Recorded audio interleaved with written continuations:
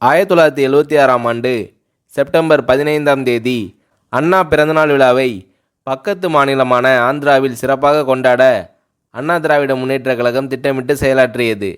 அன்று ஆந்திர மாநிலம் சென்ற எம்ஜிஆர் நாள் முழுவதும் சுற்றுப்பயணம் செய்து கொடியேற்றி வைத்துவிட்டு இரவு சித்தூர் நகரில் நடைபெற்ற மாபெரும் பொதுக்கூட்டத்தில் பங்கேற்று பேசினார். அந்த கூட்டத்தில் ஆந்திர மாநில மக்களும் எல்லையோர தமிழக மக்களும் பல்லாயிரக்கணக்கில் கலந்து கொண்டனர்.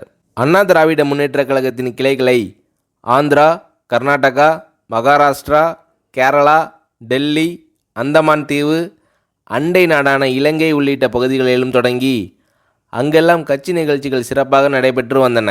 குறிப்பாக இலங்கை நாட்டில் அண்ணா திராவிட முன்னேற்றக் கழகத்துக்கு தனியாக ஒரு பொதுச் செயலாளர் இலங்கை ஏ நயினார் என்பவர் நியமிக்கப்பட்டு அங்கும் கட்சி நடவடிக்கைகள் உத்வேகமாக செயல்பட்டன.